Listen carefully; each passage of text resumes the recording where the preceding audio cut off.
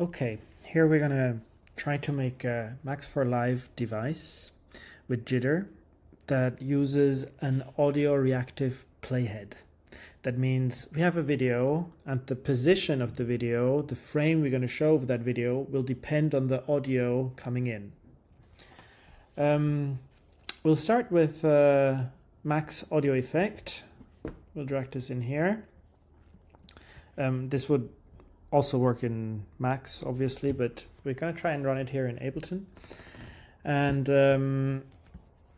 we're going to get a video, which we're going to play. So we can grab a video on Pexels. We're going to search for time lapse. This looks good. Yeah. Perfect. Let's get this. There we are. That looks good. Okay. Now, the first object we're going to look at is jit.movie. Jit.movie allows you to play video files in jitter. Maybe you've seen in other tutorials that you can just drag in a video file into Max and play it like this. We need a jit world object to display the video. We need to enable this jit world object, and I'd like it to be in a floating window. So we'll say floating 1. So here's our jit world window. We can also name this jit world. We can call it something, and it will say so. If I connect this here and I play it, I have my video, and I can sort of drag around in here. So this is my playhead, and I want this to move depending on the audio. Now, as you can see here, when I move it around, especially when I move it backwards, it takes a long time to update. Now, if I stop it here, this helps. So we don't want it to play it automatically. So this sort of works, but it's a short video. If you have a big video, you might have a hard time. So that's why here we're going to use jit.movie, because it has a few more options.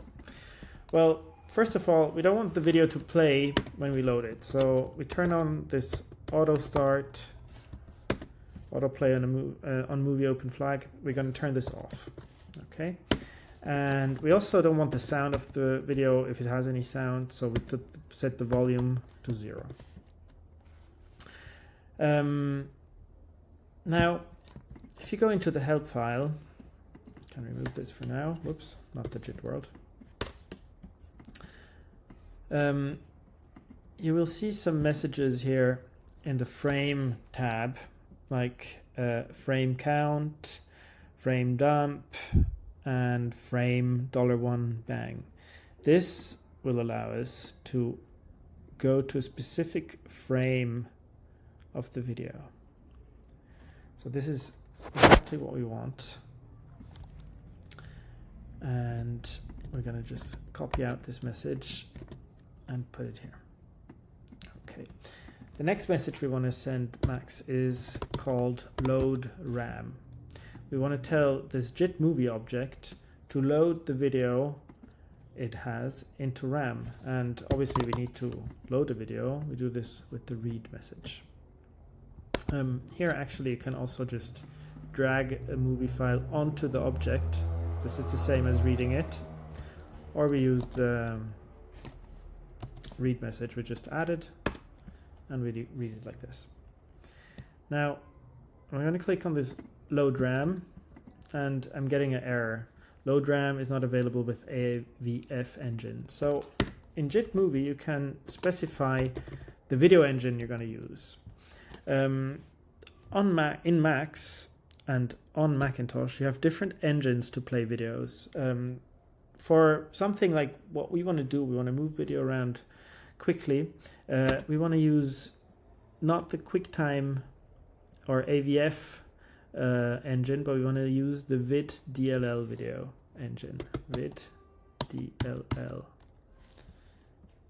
Here we go. And now if I hit load RAM, I don't get an error anymore. And I can read my video here. And we're good. Now let's try this frame message. We want to connect this to our JIT world to actually see it. And here we go. I just noticed that this is a different video, but same idea. Cool. All right, and now here I can scrub around as much as I want. Now, how do we make this audio reactive? We have a number here. Let's see how far this goes. This is the frame number, right? Whoops, here we are. So this video ends at around 595 frames, more or less. Now, this is an information we can get automatically out of Max. If I do a control click on the inlet here, I get a list of all the attributes and messages for this object. And I can actually see here frame count 597. So this is some information I can get out of the object. And if we go back here to this help file and the frame tab, we get this message here, get frame count. And then we have the last outlet coming out here, and we route the messages frame count, frame dump here. So let me show you how this works. This outlet here, the dump outlet, gives us various information on what's happening with the jit.movie object. If I connect a print to here and I read a video file, it prints read and the name of the video and number 1. So this is an information that says once it has read the video, it will tell me that it has done so. If I do route read and add a bang here, I will get a bang every time a video is read. So I load a video, bang. Okay. Now this is helpful because once I've read the video, I want to send this object the message get frame count, because this is the message that will tell us how many frames there are in this video. If I remember correctly, we get frame count, yeah. So if we connect this here, whoops, and I still have my print over here, and I click on get frame count, it says frame count 597. So I just add frame count to this route object, which routes messages depending on the first word. So if the first word is read, it will come out here and give me a bang. If the first word is frame count, it will send the number coming after frame count out of this outlet. Okay, so if I hit frame count, get frame count now, it sends me 597 out of this outlet because this is the second outlet and frame count is the second word here. Okay, now last step. When we read a file, we get a bang here. When we get the bang here, we want to automatically get the frame count. So the bang gets sent up here, sends this message, and the number of frames will come out here. So I'm going to set this to 0 manually. I'm going to read a file, get the bang. This sends the message get frame count. This comes out here, 597. So now I know exactly how far I can go here. So why do we do all this? You'll see in a minute, because we want to control this with audio now. Now the first question here is, how do we get this information of audio, the amplitude out of these audio inputs over here? So we use the object called peak amp, which reports the maximum amplitude of a signal. There are other ways to do this. One way to do it is to use one of these audio meters. It's called level meter. And this will display the level of the sound coming in. So for this, I'm quickly going to go back into Ableton, and we're actually going to load a sound file. Here's an MP3 I have. I'm going to play this. Go back into Max. And here I see this level meter moving. So if I have a number here, okay, give me the level in decibels. If I add a number here, I don't get anything because I have to tell it how often it measures the amplitude. So I measure it every 20 seconds and I get a number between 0 and 1. So this is the linear amplitude between 0 and 1, whereas this is decibels between about -70 and 0. There's a different tutorial that goes on with pcamp. For this one here, I want to choose this meter level, which is in decibels, and we're going to use a scale object that goes from -70 to 0. These are the decibel values, and maps that to our frame values. So from 0 to maximum number of frames, 597. And let's see what that looks like. So here, instead of this value, I'm getting a value between 0 and 597. Cool.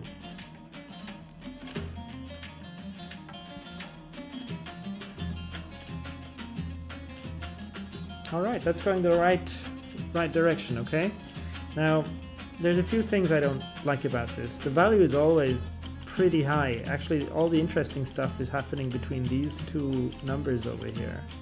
So I want to have some kind of function object, a curve that can tell me like how to map these numbers onto those numbers.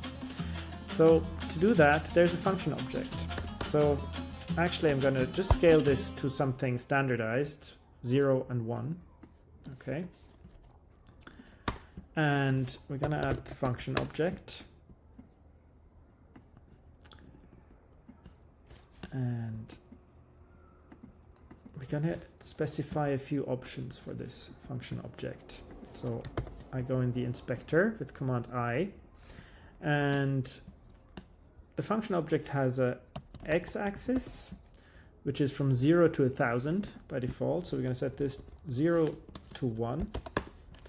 And it has a y-axis, which is already 0 to 1. So if I have a linear function like this, and I send in a number here, the number that comes out should be the same, 0.5. Whoops.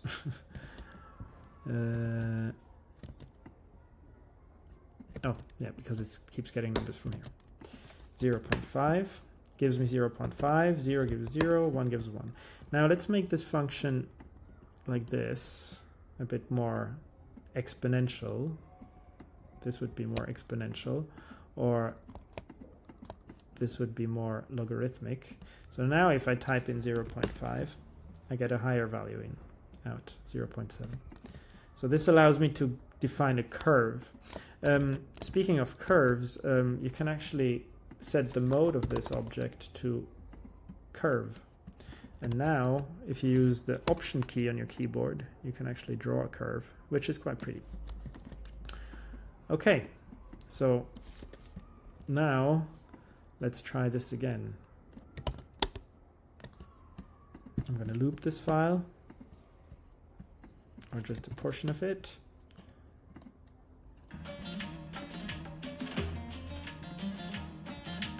Longer portion so we don't go mad.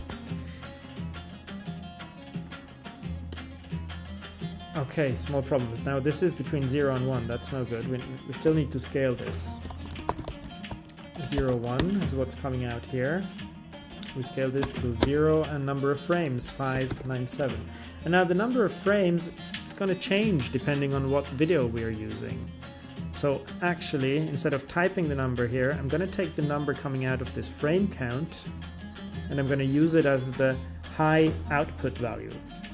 So instead of 597, we're going to use whatever frame count comes out of the video we're going to load here. Okay, now we just connect this the way we need it. And this still looks very similar. So that's maybe because we don't want to read this whole video here.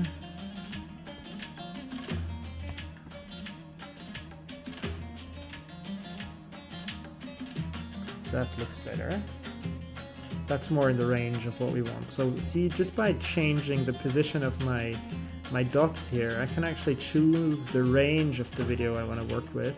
And by changing the curve here, I can choose how quickly it goes from one frame to the last frame, or in like what the trajectory is through these frames. So here you can get a lot of fine control, finessing really the way the video output is what it's gonna look like. And this is a super important step of what you would do. Now there's one more thing that's bugging me. It's that there are these jumps here. So it jumps over certain frames, and I want it to be more fluid. So one way to add some fluidity to this is to use the slide object. The slide object will interpolate between different values. It has two arguments, the up value and the down value. Here, let me show how this works.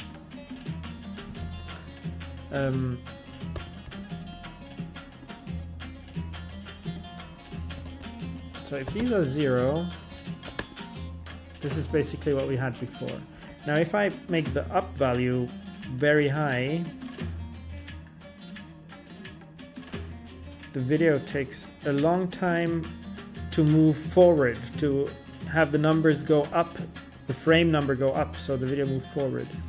And if the down value is high, it takes a long time to go down, to go backwards in time. Okay, now these are very high numbers. We can have these a bit lower. Let's put them to 4 or 5.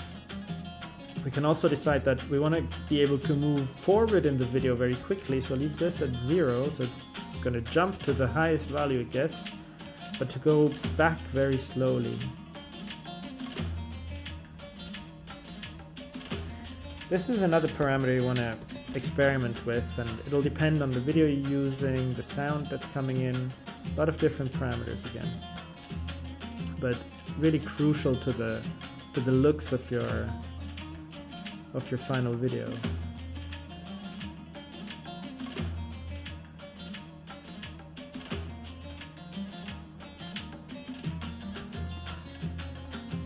Just spend time getting the right values here.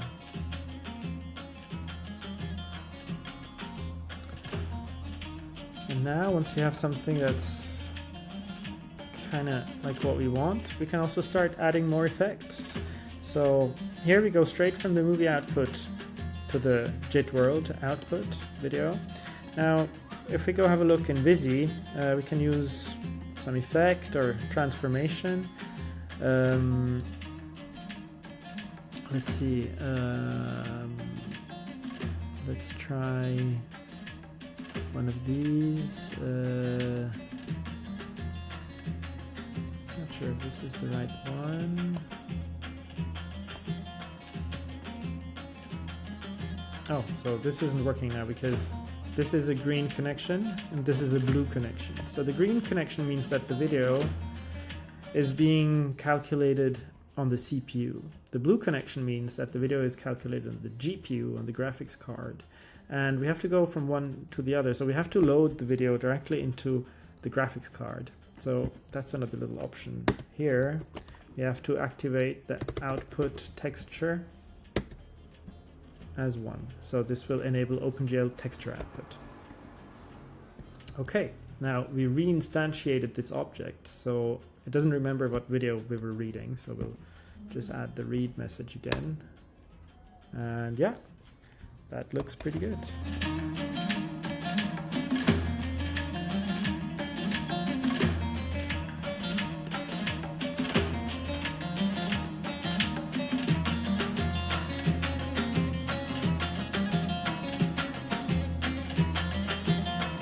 Don't forget that loadram message. I'm actually gonna trigger that automatically every time I read a video.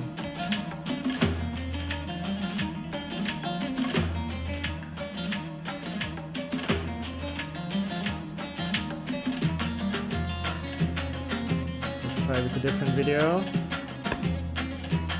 So see, the frame count is much higher here. You can also read it backwards by changing the curve here.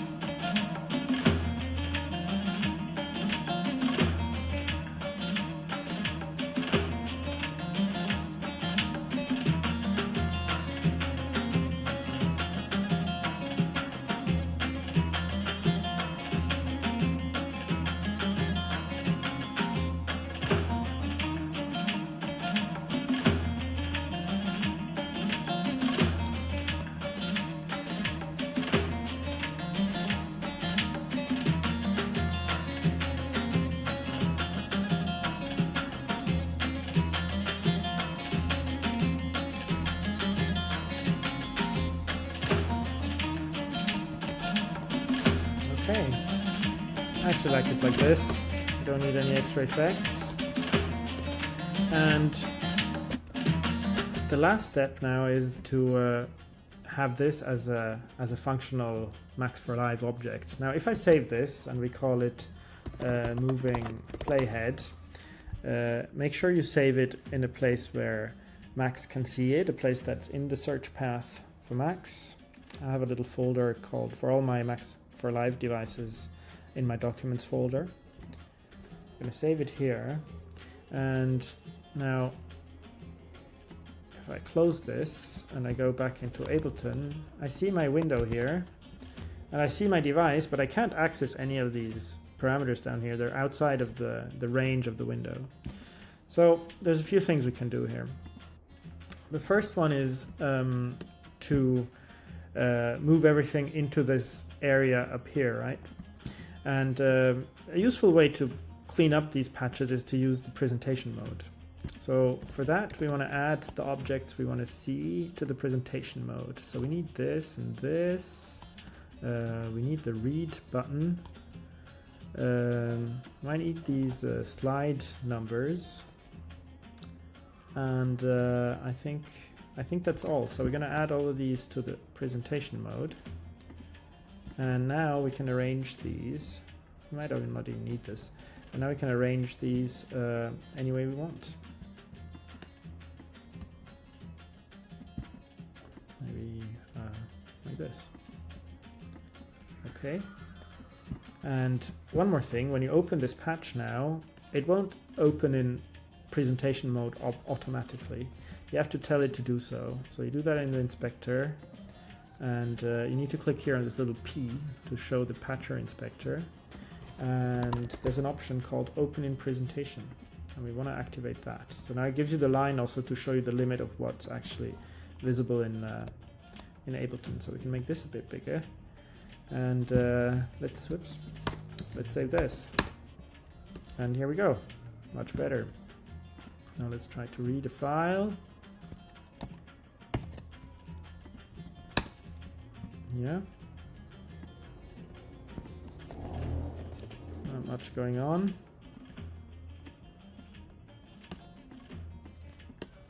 Now what's going on? Let's go have a look again over here. If you have a bug like this, you can open the Max window, and we see that we have an error here. Name something already in use.